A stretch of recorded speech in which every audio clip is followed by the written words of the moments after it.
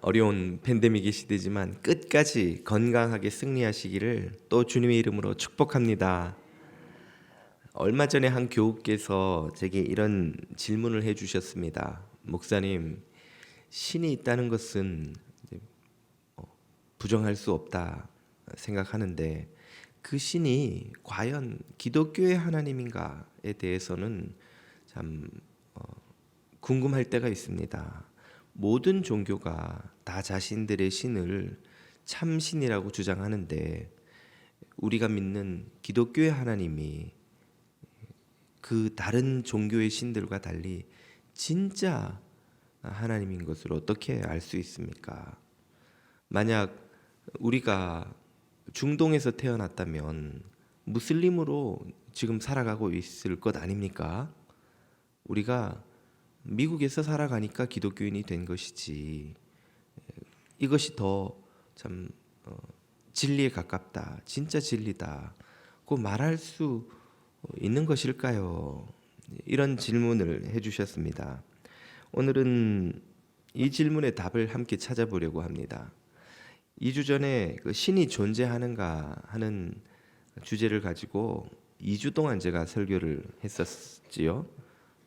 한 주는 신 존재의 단서, 또 한 주는 신 부재의 단서, 이렇게 설교를 2주 동안 했는데 기억이 나시죠?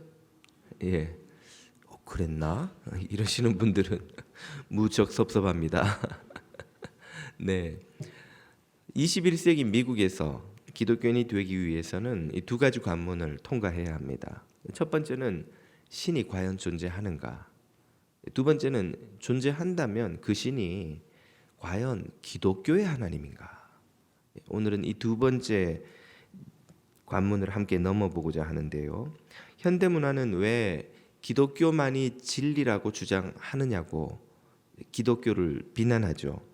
왜 타 종교를 관용하지 않고 왜 그렇게 배타적이냐고 또 비난을 합니다. 이런 비난이 과연 정당한지, 기독교는 왜 배타적으로 보이는지, 또 우리가 믿는 기독교가 진짜 진리인지를 함께 생각해 보려 합니다. 먼저 기독교를 향한 비난이 정당한가를 생각해 보겠습니다. 비난할 때 그 근거는 무엇일까요? 상대주의죠. 상대주의는 각자가 처한 입장과 상황에 따라 같은 사물 현상이라도 완전히 다른 것으로 이해된다는 그런 믿음입니다. 이 상대주의를 종교에도 적용을 해서 각자가 믿는 신이 다 상대적으로 옳은데 각자에게는 다 나름 진리인데 왜 기독교만 자신이 진리라고 주장하고 다른 종교를 거부하느냐, 배타시하느냐 하는 비난이죠. 자, 이런 비난을 당할 때 우리가 이해해야 할 것은 그 비난이 정당하지 않은 비난이라는 그 사실입니다. 여러분, 여기 지금 상대주의가 혹은 상대주의를 믿는 사람이 기독교를 향해 방금 그와 같은 비난을 했다고 가정을 하십시다. 이 사람은 지금 뭘 하고 있는 건가요? 자신이 믿는 상대주의를 가지고 절대주의를 주장하는 기독교를 관용하지 않고 있는 거잖아요. 그도 자신이 하지 말라는 비난을 하고 있는 거예요. 자신이 믿는 상대주의를 절대화시켜 놓고 그 기준에 맞지 않는 기독교를 공격하는 것이죠. 그러니 상대주의는 그 자체로 모순일 수밖에 없습니다. 상대주의가 맞다면 모든 주장은 나름의 진리일 뿐, 상대적인 진리일 뿐, 절대적인 진리가 아니라면 상대주의도 그 모든 주장 중에 하나가 아닙니까? 자신이 믿는 상대주의도 상대적인 진리일 뿐이에요. 모든 상황에 옳다고 할 수 없습니다. 그걸 기독교에다 적용시키려는 것도 그릇된 시도죠. 모순된 시도죠. 그렇지 않습니까? 바로 이런 모순을 상대주의는 필연적으로 가지고 있습니다. 그래서 이 주장 자체, 이 비난 자체가 사실은 비합리적인, 정당치 않은 주장입니다. 다음으로 기독교는 왜 자신들의 믿음을 절대적 진리라고 주장하는 것일까요? 먼저 알 것은 우리 기독교인들이 진리를 믿는다 하여서 비진리를 주장하는 이들을 무례하게 대하거나 혹은 혐오하는 권리를 가진 건 아니라는 의미입니다.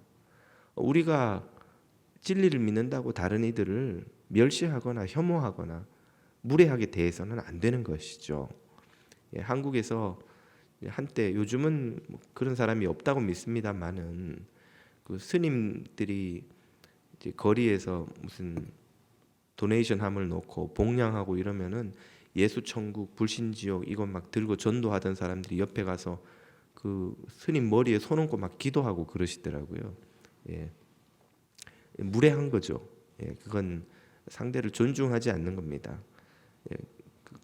그건 진리를 표현하는 방식이라고 할 수 없죠. 예. 무례해서는 안 됩니다. 멸시하거나 혹은 혐오해서도 안 되지요. 그럼에도 불구하고 믿는 바를 진리라고 주장하는 것은 비난할 수 없습니다. 믿는 것을 진리라고 주장하는 것은 피할 수 없는 선택입니다. 우리가 2 더하기 2를 4라고 믿고 있어요. 여기 2 더하기 2가 5라고 주장하는 이가 옆에 있다고 치십시다. 우리가 그 사람을 수학을 모른다고 멸시하고 정죄해서는 안 되지만, 그렇다고 묻는데 그 사람을 배려해서 2 더하기 2는 5도 될 수 있습니다, 그렇게 말할 수는 없잖아요. 죄송하지만 2 더하기 2는 4가 맞습니다 라고 정답을 말해줄 수밖에 없는 것처럼, 우리가 믿는 것이 진리가 맞다면 그것이 진리라고 선언하고 선포하는 것은 피할 수 없는 선택이라는 말이죠. 모든 것이 상대적인 것 아닙니까? 왜 당신들이 믿는 걸 절대화해서 절대적 진리라고 주장하나요? 이런 비난을 우리가 받습니다만, 여기서 기억해야 할 것은 모든 것이 상대적이라는 이 믿음이 틀렸다는 거예요. 옳지 않다는 겁니다. 모든 것이 상대적이지 않습니다. 상대적인 영역이 있고 반면에 절대적인 영역이 있습니다. 상대적인 영역에서는 서로 다른 것이죠. 절대적인 영역에서는 옳고 그른 것입니다. 맞고 틀린 것이에요. 이렇게 서로 판단을 달리해야 하는 다른 영역이 있습니다. 예를 들어 문화는 상대적인 영역이 맞지요. 서양에서는 솔직함을 중요하게 생각합니다. 동양에서는 무례하지 않은 것이 중요하죠. 그래서 서양에서는 상대가 좀 기분 나쁘더라도 내 속마음을 솔직하게 이야기해야 하고, 그렇지 않으면 부정직하다 생각해요. 반면 동양에서는 좀 내 속마음을 숨기거나 포장하더라도 상대의 체면을 깎지 않는 것이 중요합니다. 상대가 불쾌하지 않게 상대에게 예의를 갖추는 것이 중요하죠. 그래서 좀 진실이 아니더라도 좀 그럴듯하게 답하는 게 중요합니다. 여보, 내 머리 어때? 어우, 이쁘다. 어디서 했어? 정직하게 말하면 안 돼요. 그랬다가는 가정의 평화도 깨어지고, 뭐 우스운 예입니다만은 우리가 사람들을 대할 때 서로 그 중요하게 생각하는 것이 다르죠. 그러면 서양의 솔직함이 진리입니까? 동양의 예의가 진리입니까? 이건 옳고 그름의 문제가 아니에요. 서로 다른 것이죠. 중요하게 생각하는 것이 다른 것이지 상대적인 것이죠. 우리가 서양에서 산다면 아무래도 솔직함을 더 중요하게 생각하고 살아야겠죠. 하지만 또 한국에 돌아가셔서 여러분 사실 일이 있으면 거기선 또 사람들의 기분을 배려하며 사는 방식으로 살아야지, 미국에서 살다 왔다고 솔직하게 있는 그대로 너 그 얼굴로 무슨 자신감으로 사니, 이런 식으로 서양에서도 그렇게 말은 안 합니다만은, 아무튼 이런 식의 무례함을 무례하게 해서는 안 되겠죠. 이렇게 동양과 서양이 서로 중요하게 생각하는 게 다른 것은 상대적인 거예요. 그러나 상대적인 기준을 들이댈 수 없는 영역, 절대적 영역이 있습니다. 어디가 그런가요? 생명과 인권을 다루는 영역이 그렇죠. 인도에서는 지금도 여자가 다른 계급의 남자와 결혼을 했다는 이유로, 혹은 중동에서 여자가 가문의 명예를 더럽혔다는 이유로 투석형 같은 무서운 방식으로 살인을 저지릅니다. 명예살인이라고 하죠. 이것이 서구에서는 없는, 그 나라에만 있는 독특한 관습이니 상대적인 것이니 괜찮다고 생각하시는 분들이 혹시 계십니까? 아마 모르긴 해도 다 여러분들이 이거는 관습이나 전통, 문화로 설명될 수 없는, 용납되어서 안 되는, 하루속히 폐기해야 하는 그릇된 악이라고 아마 여러분 동의하실 겁니다. 왜 그렇습니까? 생명의 문제는 상대적인 게 아니에요. 인권의 문제는 상대적인 게 아닙니다. 우리가 살인이나 인신매매, 폭력, 학살, 납치, 여자에 대한 유린, 과거에 여러 문화권에서 이런저런 명분으로 이루어졌던 일들이 이제는 더 이상 용납되지 않는다고 믿고 용납하지 않죠. 생명을 위협하고 인권을 침해하는 일은 상대적인 문제가 아니라고, 절대적인 문제라고 우리는 다 믿고 인정하고 그 기준을 들이댑니다. 절대적인 영역이 있다는 거예요. 우리가 이슬람 국가에서 태어났으면 무슬림으로 살았을 가능성이 높겠지요. 그렇다고 해서 이슬람이 진리라는 뜻은 아닙니다. 정황이 그렇다는 것이 정당화를 시켜주는 건 아닌 거예요. 다른 예를 들어보자면 조직폭력배 가정에서 태어나서 아버지, 형, 동네 형들 전부 폭력을 밥 먹듯이 저지르는 그런 문화에서 태어나 자랐다고 해서, 그렇다면 당연히 나도 폭력적인 죄를 저지르며 살았을 수 있겠죠. 그럴 수는 있겠다 싶지만 그렇다고 그 행위가 정당화되는 건 아니죠. 그런 환경에서 자랐으니 어쩔 수 없었겠다 싶긴 하지만 그렇다고 해서 그게 죄가 안 되는 건 아니죠. 이처럼 절대적인 기준은 상대적인 상황에 의해서 양보되거나 변화되는 게 아니라는 말이죠. 다른 예를 들어 보십시다. 수학도 그러합니다. 절대적인 영역이죠. 2 더하기 2는 4일 뿐이지 그것이 5가 되거나 3이 될 수는 없습니다. 우주 왕복선의 궤도를 계산하는 과학자가 2 더하기 2가 5가 되면 어때? 그게 좋다는 사람도 있는데 3이 되면 어때? 그것도 선호하는 사람들이 있잖아. 그러면 3으로도 입력해보고 5로도 입력해보고 4로도 입력해보고 각자 좋은 대로 입력하지. 그랬다가는 무슨 일이 벌어지겠습니까? 우주선 조종사들이 지구로 귀환하지 못하고 영원히 우주 미아가 되고야 말겠죠. 수학의 공리는 입장과 상황에 따라서 바뀌지 않습니다.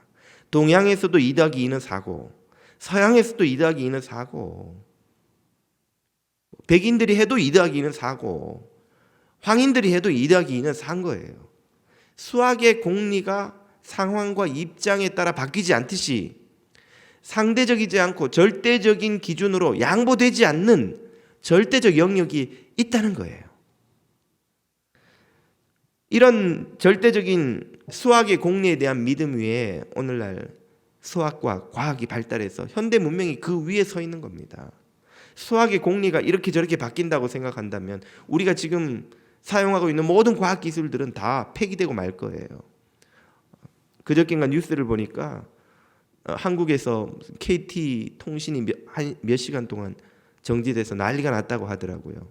왜 그렇게 되었는가 조사를 해보니까 부산에 무슨 KT 그 단말기 라우러 전체 라우러에 그 과학자 기술자가 라우러 루트를 변경하는 과정에서 무슨 엑시시라는 단어를 빠뜨렸대요.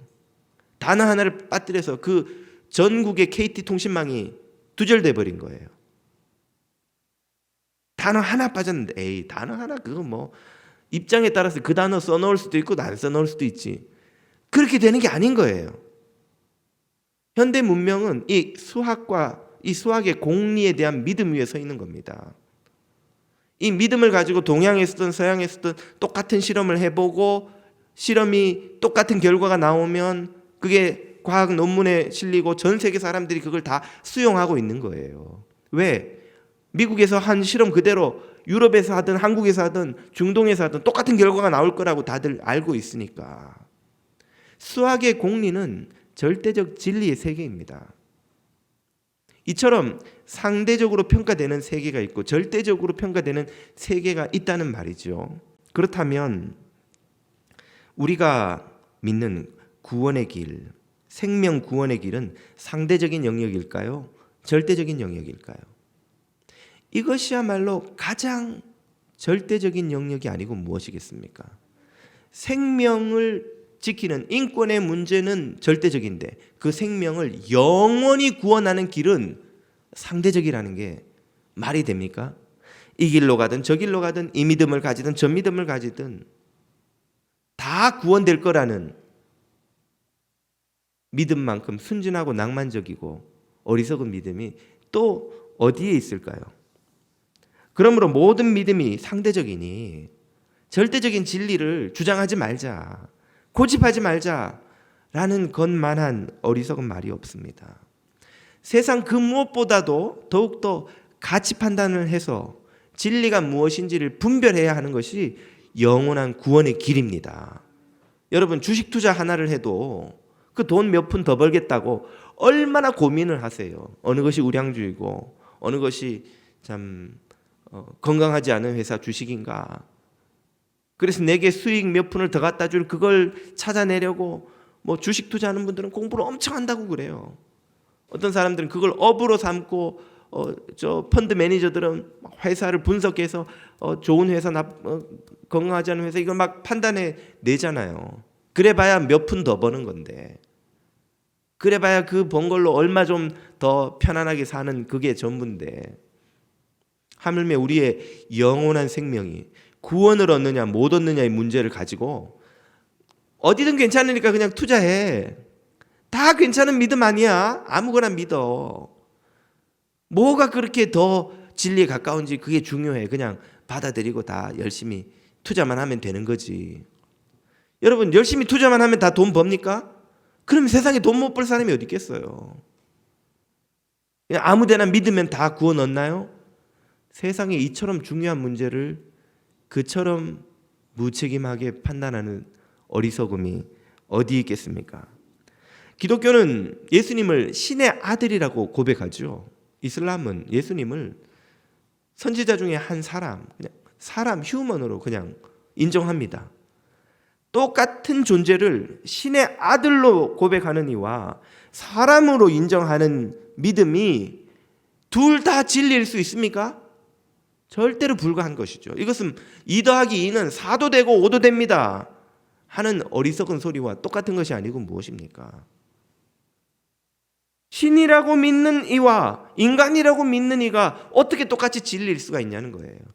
예수님이 신의 아들이 맞다면 인간이라고만 주장하는 이 믿음은 틀린 거예요. 예수님이 인간이 맞다면 그를 신의 아들로 믿는 이 주장이 허황된 거죠. 틀린 거죠. 둘 중에 하나가 맞다면 다른 하나는 필연적으로 틀릴 수밖에 없는 것이지 둘 다 맞을 수 없는 겁니다.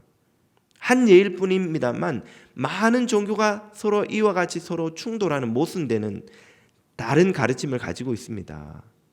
그런데 어떻게 모두가 진리입니까? 모두가 옳을 수 있나요? 우리는 전제군주제를 거부하고 민주주의를 선택해 살아가고 있습니다.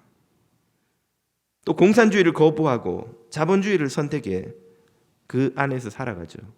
신분제, 노예제를 거부하고 모든 인간이 자유롭고 평등하다는 이 믿음을 갖고 살아가고 있습니다. 인류 역사는 계속해서 무엇이 더 진리에 가까운지를 탐구하고 판단하고 그래서 선택해 살아온 진리 탐구의 역사라고 해도 과언이 아닙니다.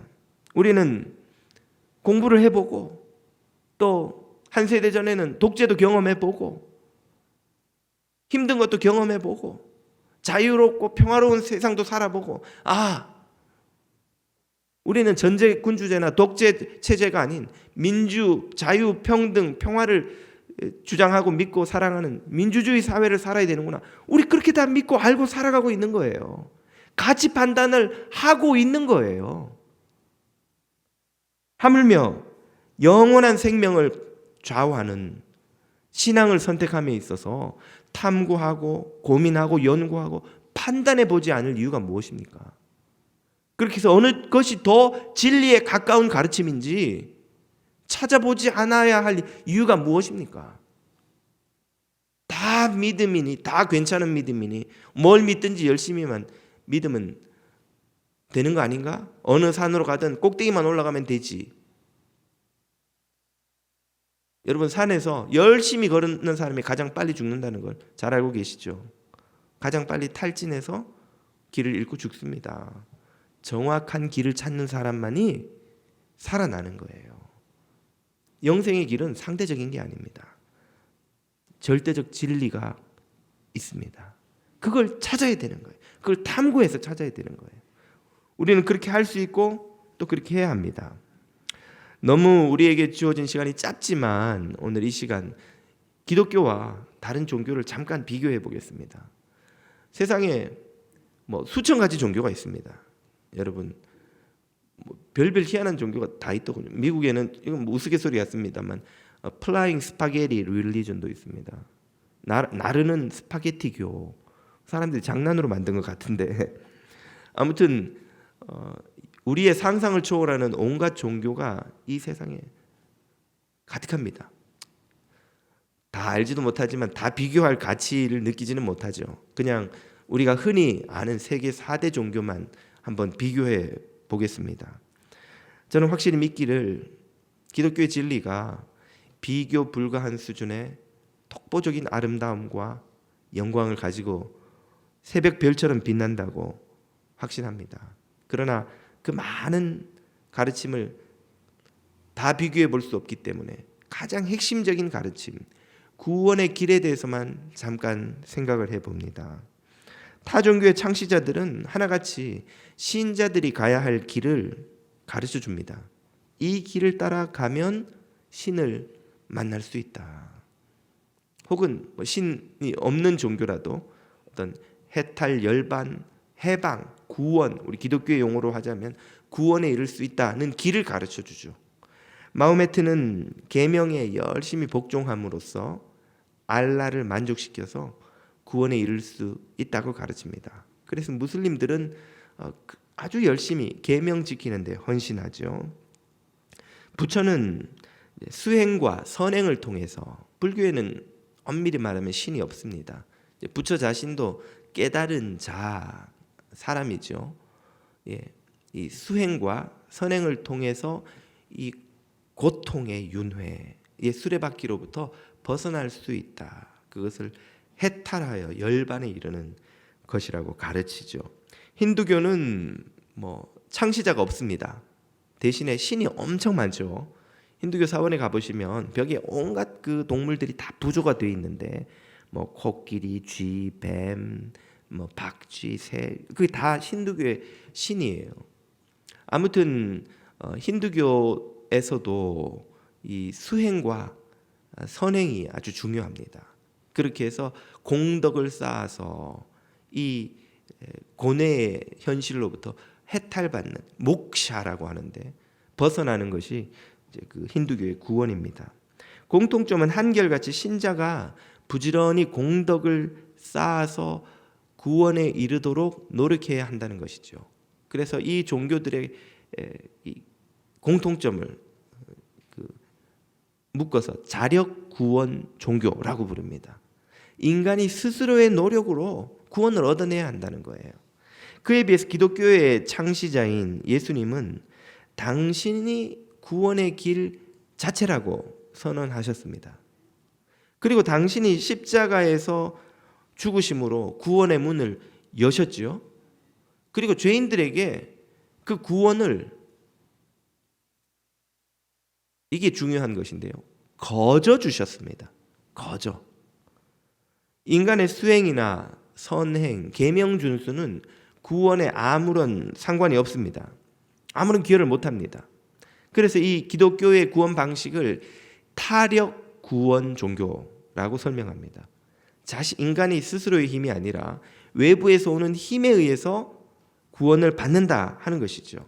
이처럼 다른 4대 종교의 다른 3개 종교와 기독교는 구원의 주체가 다릅니다.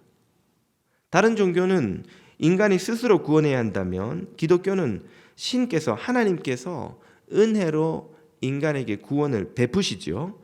이런 구원의 주체의 차이 때문에 기독교에서는 다른 종교에서 보기 힘든 독특한 구원 현상이 일어납니다. 그게 무엇이냐면 구원의 자격을 갖추지 못하는 수많은 존재들이 염치도 없이 구원받는다고 나오는 것이죠. 대표적인 예가 우편강도입니다. 세리와 창기들이죠. 가나마다 현장에서 잡혀온 여자입니다. 이들에게 구원의 문이 열린다는 겁니다. 우편강도의 예를 들어보자면 그는 평생 온갖 악행을 저지르며 살다가 결국에는 십자가에서 처형당하는 인물이죠. 그에게는 자신의 죄를 씻을 만한 시간이 남아있지 않습니다. 그는 수행을 통해서 자신을 비울 기회가 이제 없어요. 이제 그냥 몇 시간일지 몇십 분이 될지 모르지만 잠시 후면 자기는 죽는 거예요. 그에게는 공덕을 쌓을, 신을 기쁘게 할, 신의 요구를 만족시킬 그 어떤 기회가 남아있지 않습니다. 다른 종교에서 그는 심판의 대상일 뿐이죠. 잘 보아야 긍휼의 대상일 수는 있습니다. 불쌍한 중생이요, 불쌍한 영혼이요, 참 죄에 희생된 안타까운 영혼일 수는 있지만 구원의 대상일 수는 없어요. 왜? 구원에 이를 만한 그 무엇도 할 기회가 그에게 없기 때문이죠. 그는 이제 죽는 일만, 심판당하는 일만 남은 거예요. 그런데 기독교에서는 그에게 구원의 문이 열립니다. 기독교에서는 그가 구원받을 수 있다고 말해요. 무엇으로? 하나님의 무한한 은혜로. 그의 많은 죄값을 도대체 어떻게 해결합니까? 예수 그리스도가 십자가에서 다 치르셨다는 거예요. 그가 하나님을 기쁘시게 할 기회도 없는데, 하나님의 요구를 만족시킬 기회도 없는데 그건 도대체 어떻게 쌓아요? 예수 그리스도께서 이미 의롭게 다 이루셨습니다.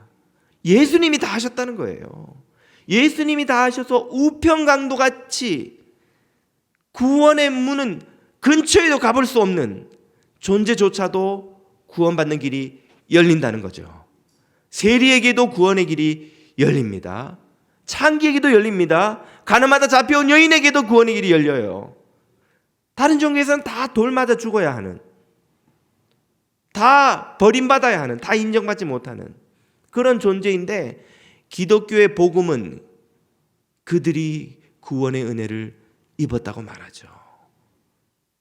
이것이야말로 기독교의 복음이 다른 종교의 가르침과 결정적으로 다른 차이점입니다. 그래서 사도 바울은 이 복음에 대해 이렇게 선언하기도 했습니다. 로마서 1장을 보십시오. 내가 복음을 부끄러워하지 아니하노니, 이 복음은 모든 믿는 자에게, 세리도 창기도 강도도 가나마다 잡혀온 여인도 그 어떤 자격 없는 존재도 예외 없이 구원을 주시는 하나님의 능력이 됨이라. 아멘. 첫째는 유대인에게요, 또한 헬라인에게로다. 유대인들도 되고 헬라인들도 보편적으로 다 된다는 이야기인가 보다. 그게 아니에요. 유대인에게 헬라인은 개보다 못한 이방인입니다. 접촉도 해서는 안 되는 멸시받는 존재들이에요. 유대인만 구원 얻는 게 아니라 그토록 멸시받는 이방인들도 다 하나님의 구원의 은혜는 받아들이신다는 거예요. 다 덮어주신다는 거예요. 아무리 자격 없는 존재도 하나님은 당신의 무한한 은혜로 구원하신다는 거예요. 이게 복음의 위대한 메시지이죠. 복음은 그러므로 인종도 국경도 성별도 빈부도 계급도 없이 모든 이들에게 구원의 문을 열어주십니다. 이처럼 죄인들에게 소망이 되는 메시지는 세상 어떤 종교에도 없어요. 다른 종교는 다 그 종교가 요구하는 수행과 선행과 덕행과 인격과 교양과 수양을 갖춘 이들에게 소망이 되는 종교입니다. 그 수준에 이른 사람들에게 소망이 되는 종교예요. 브라만들에게만 소망이 되는 종교예요. 자신을 비우고 절제할 수 있는 사람들, 철저히 율법을 지킬 수 있는 사람들, 혹은 지배계급에게만 소망이 되는 종교예요. 하지만 복음은 가장 낮은 자들, 가장 멸시받는 자들, 가장 천대받는 자들, 가장 희망이 없는 자들에게까지 소망을 주시는 하나님의 구원의 능력인 줄 믿으시기를 바랍니다. 이것이 복음이 가진 위대한 차별성이요, 복음이 가진 위대한 능력이죠. 그래서 복음은 전 세계로 퍼져나가서 세상 모든 사람들에게 수용됩니다.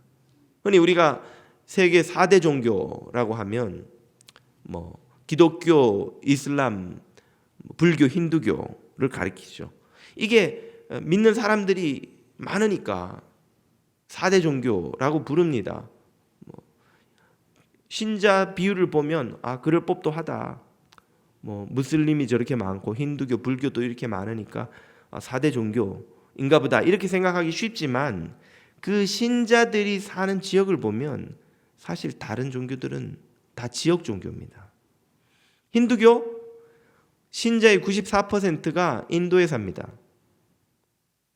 희미하게 북미, 호주에 지금 힌두교 신자들이 사는 것처럼 표현되어 있지만 왜 그럴까요? 이민 가서 그런 거예요. 미국에 인도인들이 지금 얼마나 많이 이민 와 있습니까? 그러니까 사실상 인도인들의 종교라고 보면 되는 거예요. 지역 종교인 거죠.